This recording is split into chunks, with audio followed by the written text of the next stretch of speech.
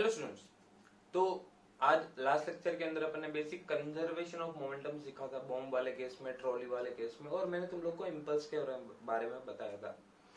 इस वाले लेक्चर के अंदर हम डिस्कस करेंगे जो अपना अगला टॉपिक है, विच इज कॉलिजन। तो कॉलिजन मतलब किसी भी दो चीजों का टकराना, राइट।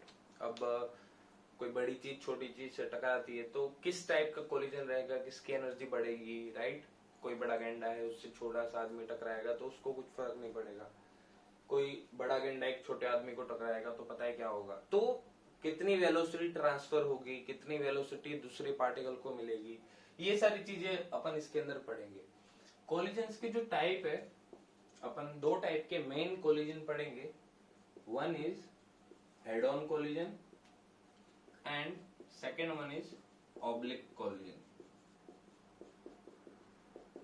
सबके बारे में डिटेल से डिस्कशन करेंगे कि what is head on collision, what is oblique collision. ठीक है, ये तो उसके टाइप हो गए, जो कोलिजन के टाइप है उसके ऊपर कि कोलिजन किस हिसाब से होता है, right. Type of collision, collision for example head on की अभी मैं बताऊंगा, डिस्कशन करूंगा हेड ऑन भी क्या होता है, ऑब्लिक भी क्या रहता है।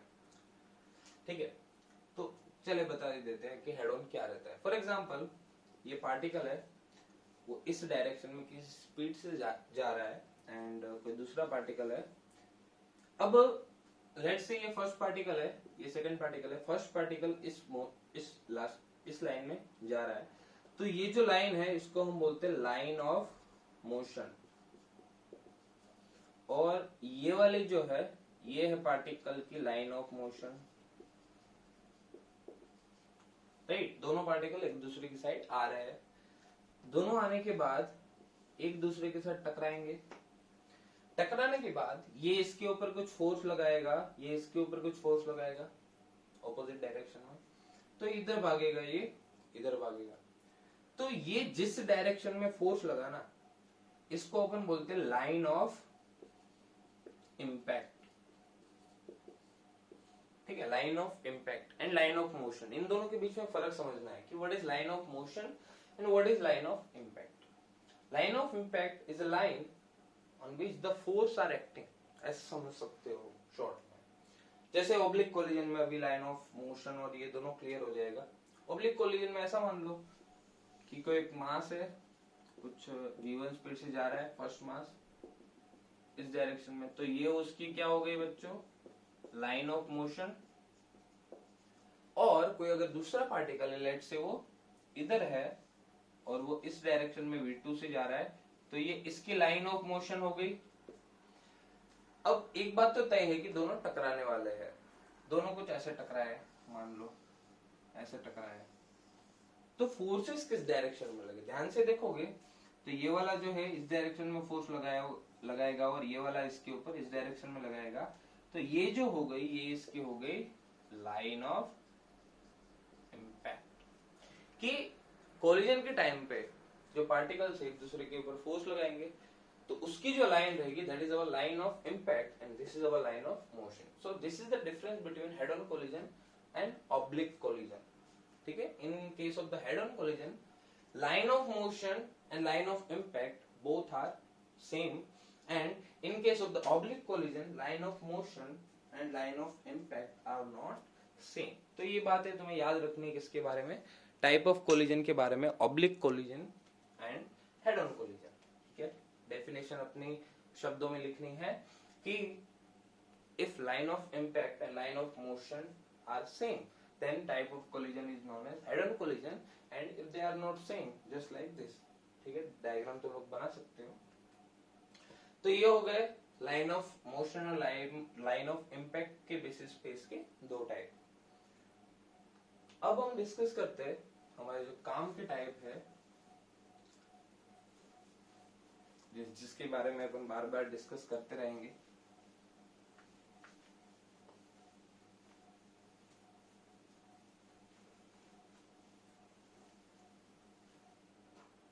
ठीक है, ये अपने तीन टाइप के हैं, तीन टाइप के नहीं, वैसे तो दो ही टाइप के। ठीक है, इलास्टिक कोलिजन, कोलिजन, ठीक है, इनइलास्टिक कोलिजन।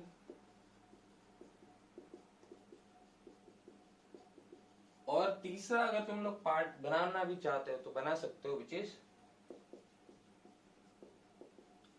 पार्शियली इलास्टिक, और या तो उसको क्या बोल सकते हैं, पार्शियली इनइलास्टिक। मतलब ऐसा समझो कोई घड़ा भरा हुआ है तो आधा भरा हुआ आधा खाली सुना ही होगा, तो उसी टाइप का।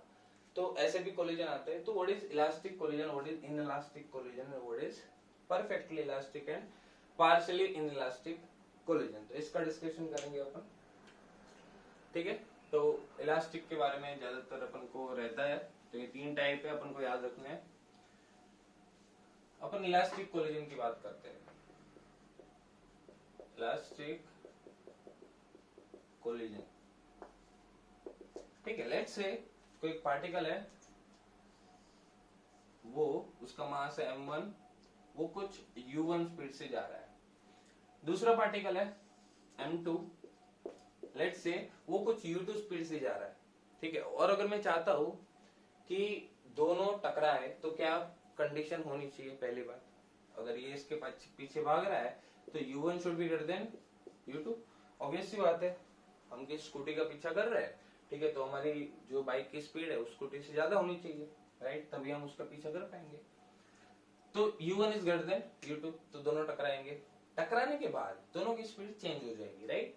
लेट्स से ये जो पहला मास है, जिसका मास है m1, उसकी स्पीड हो गई v1, और दूसरा मास है, उसकी स्पीड हो गई v2, राइट। अब जो इलास्टिक कोलिजन है, इलास्टिक कोलिजन के टाइम पे मोमेंटम जो है वो कंजर्व रहता है। मोमेंटम कोई भी टाइप के कोलिजन में कंजर्व रहेगा। एंड इलास्टिक कोलिजन के अंदर एक बात और है कि इसके अंदर एनर्जी कंजर्व रहेगी। Energy and momentum both are conserve, दोनों के दोनों कंजर्व है अपने पास। तो सबसे पहले अपन मोमेंटम कंजर्वेशन की इक्वेशन निकालते हैं, लिखते हैं।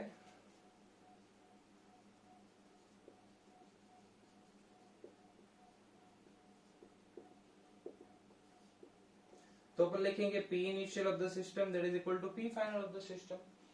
P initial of the system क्या है, ये इनिशियल कंडीशन है अपनी, और ये अपनी फाइनल कंडीशन है। इनिशियल कंडीशन में दोनों का मोमेंटम लिख लो, which is m1 u1 plus m2 u2, that is equal to P final, which is m1 v1 plus m2 v2। मैं एक काम करता हूं, m1 वालों को एक साइड लेता हूं, which will be u1 minus v1, that will be equal to m2 v2 minus v1, so this will become m1 by m2, sorry ये v2 माइनस u2 हो गया ना, m1 बाय m2 क्या आ गया, v2 minus u2 divide by u1 minus v1, ठीक है, ये आ गया। तो अपन ने बोला कि इलास्टिक कोलिजन के अंदर एनर्जी एंड मोमेंटम दोनों कंजर्व होगा, और किसी कोलिजन में नहीं होगा। इनइलास्टिक आएगा, या तो इलास्टिक आएगा या इनइलास्टिक आएगा। इनइलास्टिक के अंदर क्या रहता है भाई, मोमेंटम कंजर्व रहता है, एनर्जी कंजर्व नहीं रहती।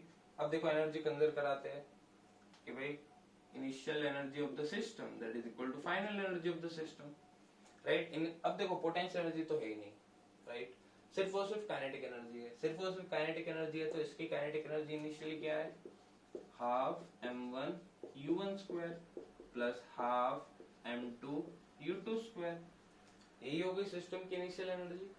और फाइनल एनर्जी क्या हो गई, v1 v2 स्पीड आने के बाद लिख लो दोनों की energy, half m1 v1 square plus half m v2 square. तो ये क्या आ गया, half m1 v1 square plus half m2 v2 square. तो यहां से देखो 1/2 1/2 1/2 हटा दिया, m1 को इधर लेता हूं मैं, मतलब इस वाले टर्म को, तो ये हो जाएगा u1 square minus v1 square that is equal to m2 v2 square minus u2 square. तो यहां से अपने पास आया m1 by m2 which is equal to v2 square minus u2 square divided by u1 square minus v1 square. m1 divided by m2 which is equal to v2 minus u2 divided by u1 minus v1, that is equal to v2 minus u2, और इसको मैं ऐसे भी लिख सकता हूँ v2 plus u2 a square minus b square divided by same to same u1 minus v1, then u1 plus v1, तो u1 minus v1 cancel, ये कैंसल, तो अपने पास रिलेशन आ गया u1 plus v1 that is equal to u2 plus v2। तो यहां से अपने पास एक रिलेशन क्या आ गया भाई, देखो v1 minus v2, या तो पहले u1 बड़ी है ना, तो ऐसा करते हैं u1 minus u2 which is equal to v2 minus v1, या तो अभी मैं एक और relation लिखवाऊंगा v2 minus v1 divided by u1 minus u2 that is equal to 1। ये अपना रिलेशन है, इसको स्टार मार्क करके रखना फॉर इलास्टिक कोलिजन, राइट। तो इलास्टिक कोलिजन के अंदर अपन ने दो बातें सीखी कि इलास्टिक कोलिजन के अंदर एनर्जी कंजर्व रहेगी एंड मोमेंटम भी कंजर्व रहेगा। इसको तुम लोग ऐसे भी बोल सकते हो कि elastic collision in one dimension, जब एक डायमेंशन मोशन हो रही होगी तब किस तरीके से इलास्टिक कोलिजन अपन करेंगे, ठीक है। Elastic collision, energy conserve, momentum conserve, ये जो क्वांटिटी है इसको मैं E से रिप्रेजेंट करूंगा आगे जाके। तो E इज इक्वल टू 1 होता है किसके अंदर, इलास्टिक कोलिजन के अंदर। E क्या होता है वो मैं बताऊंगा अभी। It's a coefficient of restitution, अभी के लिए तो E1 लिख लो। यही क्वांटिटी को E बोलते हैं, राइट। तो ये अपना है इलास्टिक कोलिजन।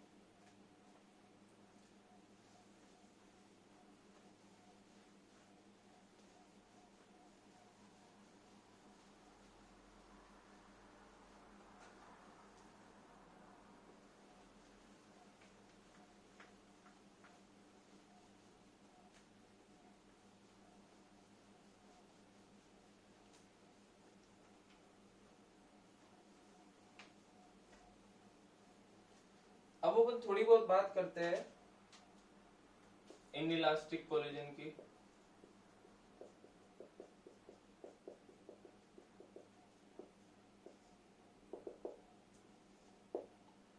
राइट,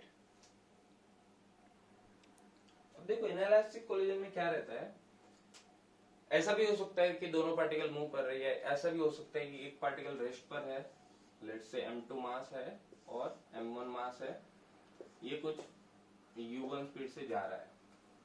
तो ये जैसे इसको टकराएगा तो ऐसा होगा कि दोनों के दोनों साथ में मिक्स हो जाएंगे, तो ये कंबाइंड मास बन जाएगा m1 प्लस m2 और वो कुछ स्पीड v1 से मूव करेगा, राइट।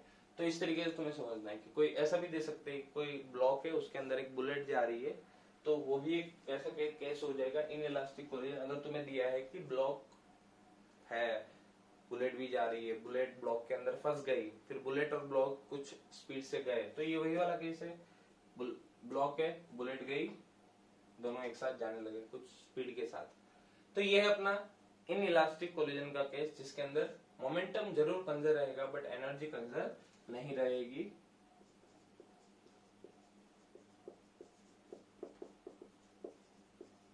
एनर्जी कंजर्व नहीं है, ठीक है। मोमेंटम कंजर्व करते हुए P initial equal to P final लिखो। What is the initial momentum of the system, which is equal to m1 u1 plus m2 n2 0, क्योंकि ये तो इनिशियली रेस्ट पर था। कुछ स्पीड दी भी है तो लिख सकते हो, कोई बड़ी बात नहीं है, अगर दी भी है तो लिख सकते हो।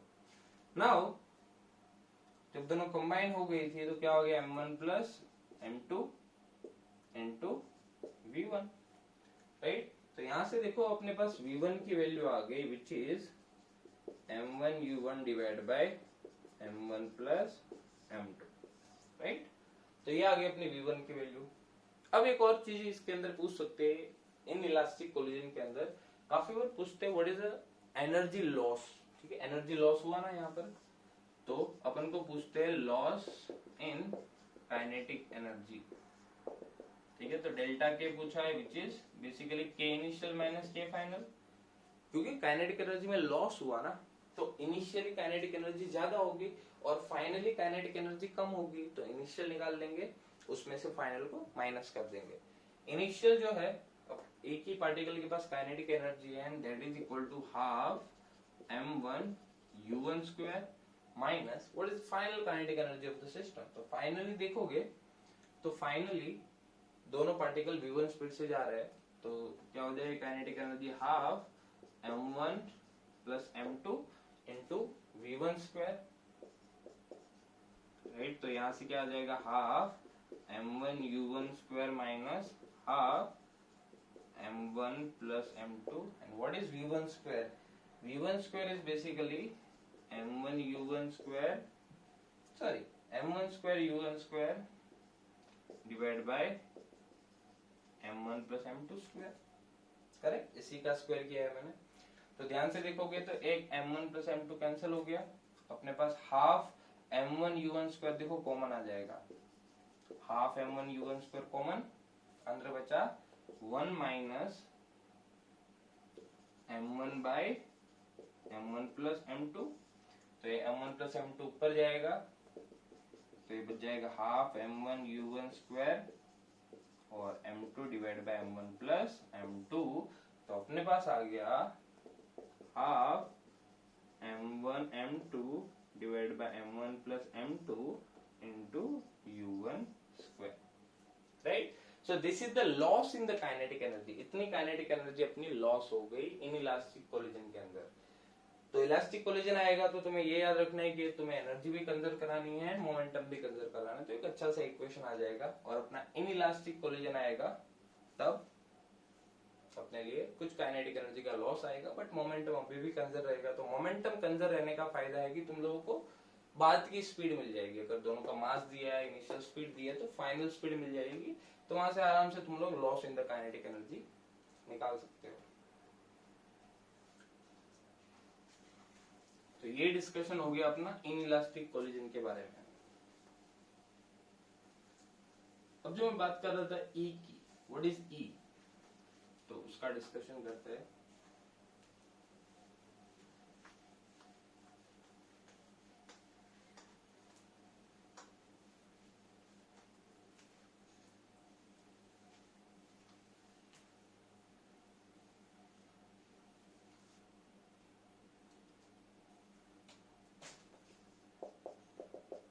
इसको बोलते हैं कोएफिशिएंट ऑफ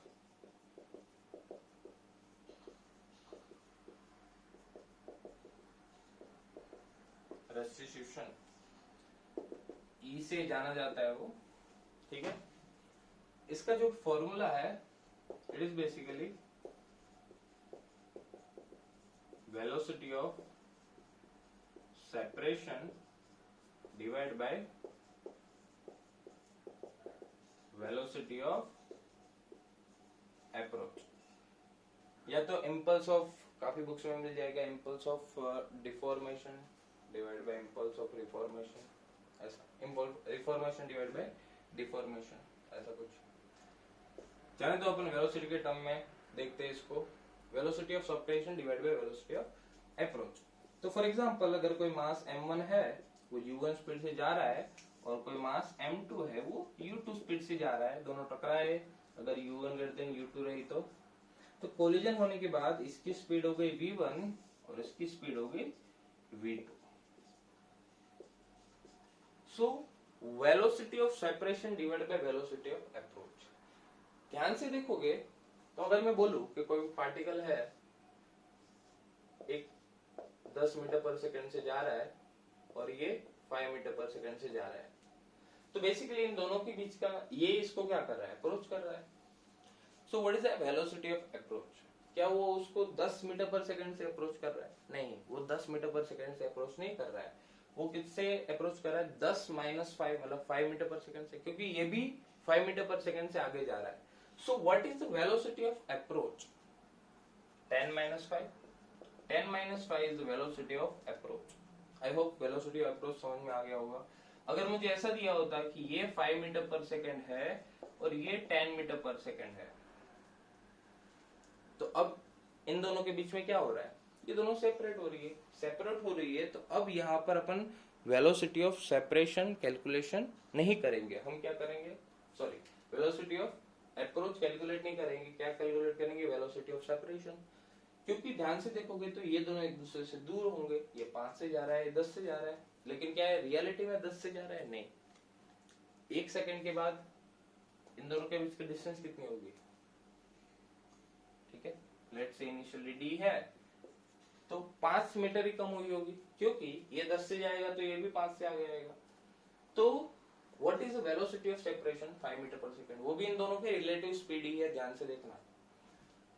तो जब हम velocity of separation divide by velocity of approach करेंगे तो कुछ ऐसा करते हैं, वेलोसिटी ऑफ सेपरेशन, जैसे यहां पर क्या हो रहा है, u1 is greater than u2 है, तो this is the velocity of approach, and what would be the value of velocity of approach, u1 minus u2। देखो उधर इसलिए एग्जांपल लिया है। फिर टकराने के बाद ये स्पीड बढ़ जाएगी और ये स्पीड कम हो जाएगी, राइट, ये स्पीड बढ़ जाएगी। तो what is the velocity of separation, ये क्या होगी अपनी वेलोसिटी ऑफ अप्रोच,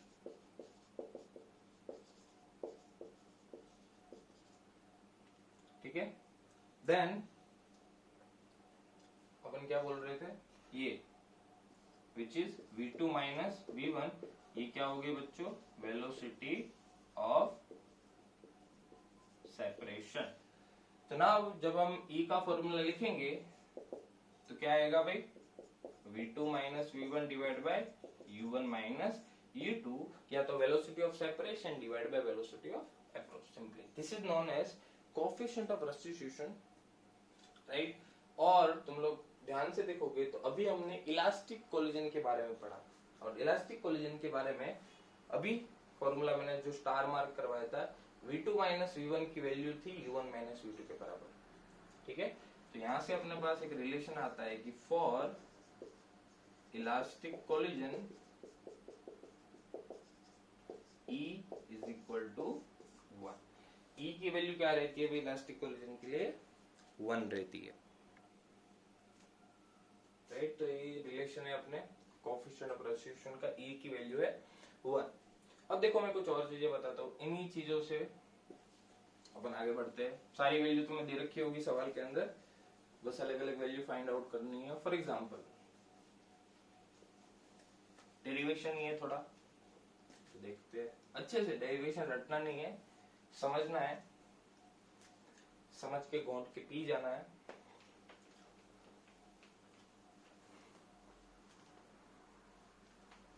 हाँ वो समझ के भी, ठीक है। अब देखो, अब हमने बोला कि कोई पार्टिकल है m1, वो u1 स्पीड से जा रहा है, और m2 मास का है वो u2 स्पीड से जा रहा है, और u1 की वैल्यू u2 से बड़ी है, और आफ्टर कोलिजन क्या हो भाई, m1 मास v1 से जा रहा है, और ये जो m2 मास है वो v2 से जा रहा है। तो कुछ रिलेशन तो अपने पास है ही, ठीक है, कि मोमेंटम कंजर्व रहेगा, मोमेंटम तो p तो हमेशा कंजर्व रहेगा भाई, है ना, p का बहुत ही अच्छे से यूज करना है तुम्हें। मोमेंटम कंजर्व है तो सबसे पहले इक्वेशन तो आ जाएगा p initial equal to p final, जो मैं लिखवा चुका हूँ, m1 u1 plus m2 u2 that is equal to m1 v1 plus